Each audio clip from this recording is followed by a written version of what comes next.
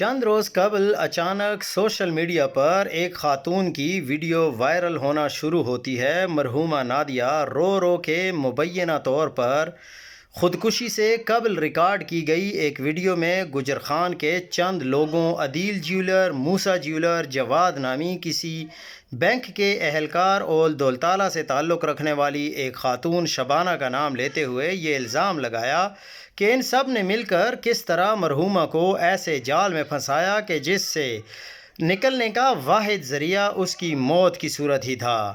کس طرح اس نے آن لائن ایک ایپلیکیشن سے قرض لیا اور پھر بڑھتے سود کے ہاتھوں وہ پریشان رہی۔ سود اتارنے کے لیے اس نے گجر خان کے زرگر سے قرض لیا، اس بینک کو قرض لے کر پہلا قرض واپس کیا اور پھر کسی طرح دوسرے قرض نے اس کو اس قدر جکڑ لیا کہ نہ وہ سود در سود کے چلتے پیسے واپس کرتی گئی، بلکہ ظلم کی حد یہ کہ اس کو مختلف جگہوں پر بلا کر زیادتی کا نشانہ بنایا جاتا رہا۔ جب یہ سارے معاملات مرحومہ کے بس سے باہر ہوئے تو اس نے مذکورہ بالا بیان جاری کیا اور خودکشی کر لی۔ خاتون کی خودکشی کے بعد ذرائع کے مطابق ابتدائی طور پر یہ مقامی پولیس کا رویہ اس کے شوہر شیراز آفتاب کے ساتھ انتہائی حذق آمیز رہا اور جیسے اکثر اوقات بازاری زبان سے مخاطب کیا جاتا ہے ایسے ہی مرحومہ کے شوہر کے ساتھ کیا گیا، حتیٰ کہ اس کو دلال ہونے کے طعنے بھی دیے گئے کہ اس وقت بیوی کے ساتھ مل کر کھاتے رہے ہو اور اب بیوی کی لاش پہ بھی کاروبار کرو گے۔ یقیناً یہ الفاظ اور اس طرح کے الزامات ہمارے باغیرت معاشرے میں ہضم کرنا ناممکنات میں سے ہوتا ہے۔ واقعہ وائرل ہوتا ہے اور وزیر اعلیٰ پنجاب نے اس کا نوٹس ایک ASP صاحب کو انکوائری کے لیے مقرر کیا جاتا ہے۔ وہاں پہ الزامات کے مطابق ملزمان کو کرسی پہ بٹھایا جاتا ہے اور مدعی مقدمہ یعنی شیراز آفتاب کو کھڑا رکھا جاتا ہے۔ ملزمان کافی اثر و رسوخ والے بتائے جاتے ہیں اور پیسہ ویسا بھی ہماری پولیس کو موم کرنے اور حق سے انحراف کرنے میں ہمیشہ سے اہم کردار ادا کرتا رہا ہے۔ جن پہ سود دے کر سود در سود پیسے بٹورنے اور مرحومہ سے جسمانی زیادتی کا الزام ہے، شیراز آفتاب کی بیٹی کو بھی شامل تفتیش کیا جاتا ہے اور اس سے بھی ایسے سوالات کیے جاتے ہیں کہ جن کو ایک باپ کا برداشت کرنا انتہائی مشکل ہوا کرتا ہے۔ یہ ایسے ہی ہے کہ آپ کسی کے ساتھ ظلم اور زیادتی کر لیں اور پھر اسی سے ہی اس طرح کے سوال پوچھیں کہ وہ بتانا بھی مناسب نہیں ہے۔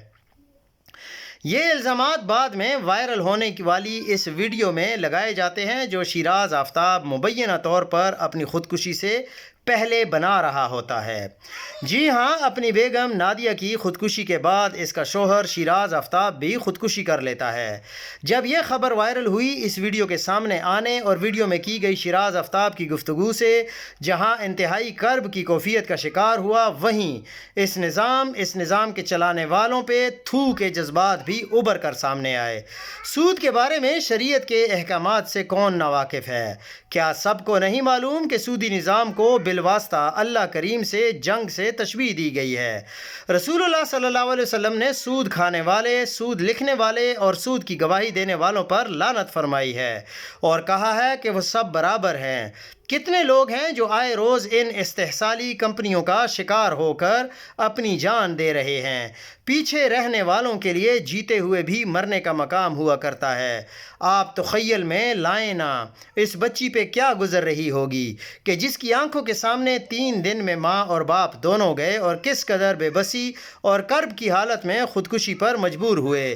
کیا روز قیامت اس بچی کا ہاتھ اس نظام کے چلانے والوں کے، اس استحصالی نظام کا حصہ بننے والوں کے اور ہم سب کے جو اس پہ خاموشی اختیار کیے ہوئے ہیں، کیا ہم سب کے گریبان اس بچی کے ہاتھوں میں نہیں ہوں گے؟ اور کیوں نہیں ہوں گے؟ ہم سب مجرم تو بہرحال کسی نہ کسی طور پر ہیں۔ ہر ایسے واقعے پہ ہم خاموش رہیں گے تو کون اس نظام کے خلاف بولے گا؟ نادیہ و شیراز آفتاب کے قاتل دراصل کون ہیں؟ وہ ریاست جس کا سارا نظام ہی اس سودی کاروبار پہ چل رہا ہے۔ ہمارا اپاہج بکا ہوا مصلحت کا شکار اقتدار، نظام قانون جس کے چلانے والے انسانیت سے کہیں دور کیلکولیٹر سے انصاف دینے کے عادی ہیں۔ شریعت سے ہماری دوری یا ایمان کی کمزوری کہ ہم ایسے مالیاتی اداروں کے جھانسوں میں آ کر خود کو ہر گزرتے لمحے خودکشی کی طرف لے جاتے ہیں۔ وہ بے ضمیر اخلاقیات سے عاری، تہذیب سے عدم آشنا انسانی شکل میں موجود درندے کہ جن کو آپ اپنا سمجھ رہے ہوتے ہیں، لیکن جن کو اس بات کا ادراک نہیں کہ نادیہ کی جگہ اگر ان کے گھر کی کسی خاتون کو ایسے بلیک میل کیا جاتا، اس کے ساتھ زیادتی کی جاتی تو ان کا کیا رد عمل ہوتا۔ آپ کی ماں ہے، آپ کی بہن ہے، آپ کی بیٹی ہے، وہ تقدس والی بھی ہے، اس کی تکریم بھی ہے، اور نادیہ کسی کی ماں نہ تھی، کسی کی بہن نہیں ہوگی، کسی کی بیوی نہیں ہوگی۔ ایسی بھٹکی اخلاقیات سے عاری درندہ صفت روحوں کے لیے مجھے نہیں سمجھ آتی کہ کیا سزا تجویز کی جائے۔ ہم عوام بھی تو برابر کے شریک ہیں نا، جو ایسے ظلم برپا ہونے پہ بھی اس لیے مطمئن ہو جایا کرتے ہیں کہ چلو ساڈے گھر تے خیر ہے، یعنی ہم اس شر کو خدا نخواستہ اپنی دہلیز پہ دیکھنے کے منتظر ہیں۔